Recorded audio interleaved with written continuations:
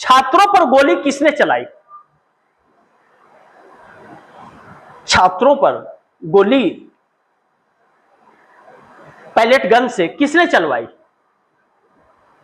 AK-47 भी बिहार में चला, पैलेट गन दिल्ली में चला, और जो उसमें छर्रे निकले हैं, शरीर छल्ली हो गया है। कई के आंख जा रहे हैं, कई के पूरे शरीर छल्ली हो गए। तो यह जवाबदेही तो देना पड़ेगा, किसने चलवाई? संसद में इसी बात पर बवाल मच गया और अमित शाह एक बड़े संकट में फंस गए हैं। अमित शाह जब तक कुर्ता पैजामा पहन रहे थे तब तक तो ठीक था, धोती पहनने लगे, जैसे अब प्रधानमंत्री बन जाएंगे तो धोती पहन लिए तो भागना पड़ रहा है। लालकृष्ण आडवाणी ने भी जब तक कुर्ता पैजामा पहनते थे तब तक तो उम्मीद था कि प्राइम मिनिस्टर बनेंगे या कुछ बनेंगे, डिप्टी PM तक भी बन गए थे। लेकिन जब PM बनने की बारी आई तो धोती पहनने लगे तो विदाई हो गई। अब अमित शाह का भी यही होने वाला है। खैर यह बातें अलग की हैं, लेकिन अमित शाह गृह मंत्री हैं और संसद उनसे सवाल पूछ रहा है विपक्ष, और वह संसद में रह करके भी संसद परिसर में नहीं आ रहे। संसद भवन में है वह, लेकिन संसद के अंदर नहीं है। क्यों नहीं है भैया? आप ही से तो जवाब पूछा जा रहा है, आप ही ने तो सब कुछ कराया है, आप ही की देखरेख में हुआ है, आप ही के लोगों ने किया है, पुलिस प्रशासन आप ही के अंडर में तो है। तो leader of opposition Rahul Gandhi ने एक बड़ा सवाल इनके ऊपर खड़ा कर दिया है। ऐसे में अमित शाह के लिए एक बड़ा संकट उत्पन्न हो गया है, फंस गई है। एक तरफ छात्र जो है सरकार के पीछे पड़ गए, सरकार से कह रहे कि भैया आपने हमसे जो वादा किया था तो आप वादा खिलाफी क्यों कर रहे हो? और वादा खिलाफी की यह सरकार ही है। इस सरकार ने आज तक कुछ पूरे ही नहीं किए जो वादा किया, सिर्फ पाखंड करती रही, और पाखंड करती रही तो अब पाला इस देश के जेनजी से पड़ गया, और यह जेनजी पीछे हटने का नाम नहीं ले रहा है। जो मोदी सरकार का डर था छात्रों के अंदर या किसी और के अंदर, वह डर निकल गया। अब जैसे यूनिवर्सिटी को, कॉलेजेज को, स्कूलों को जिस तरह से आदेश दिया गया कि कोई बच्चा आपका जाए ना, और उन लोगों ने किया, राहुल गांधी ने इन लोगों की धज्जियां उड़ा दी कि संविधान के दायरे में रह करके करो, ज्यादा बच्चों को रोकने की कोशिश मत करना, इनका अधिकार है, संविधान देता है अधिकार, इनकी आवाज को दबाने की कोशिश नहीं करेगा कोई।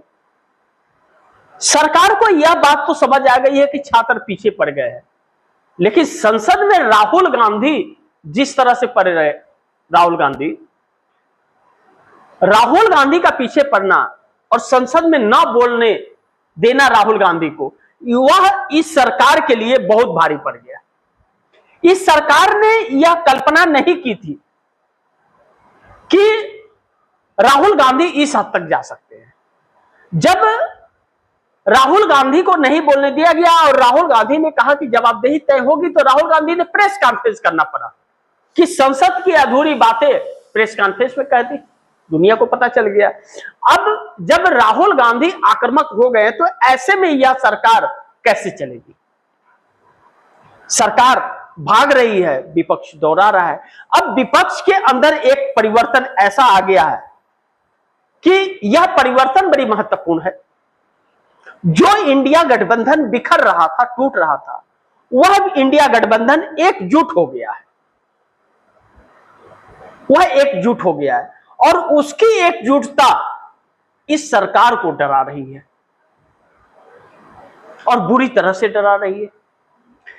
अब क्या यह मान लिया जाए कि जब राहुल गांधी आक्रामक हैं और जैसे राहुल गांधी ने कमान संभाल लिया, राहुल गांधी ने रणनीति तैयार कर ली है, ऐसा प्रतीक हो रहा है।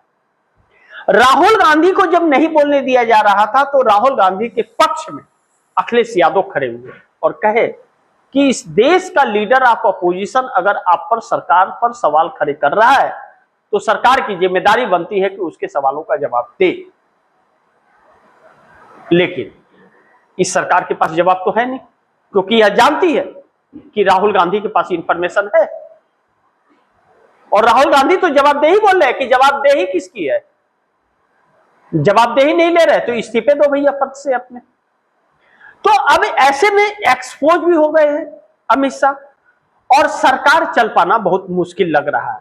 ऐसे में अमित शाह एक बड़े संकट से गुजर रहे हैं, कहीं ऐसा ना हो कि अमित शाह का विकेट गिर जाए यानी कि इस्तीफा हो जाए, क्योंकि अब मोदी के पास और कोई रास्ता नहीं बच रहा है। और कुछ ही दिन में 4-5 महीने के अंदर 5 राज्यों के चुनाव हैं। इन 5 राज्यों में से 4 राज्य भारतीय जनता पार्टी के पास है और यह राज्य चले गए तो भाजपा का सुपड़ा साफ हो जाएगा और राष्ट्रपति भी 2027 में भाजपा नहीं बना पाएगी। ऐसे में सरकार उछल कूद कर रही है, रास्ते तलाश रही है, मिलता है या नहीं मिलता है वह तो बात की बात है।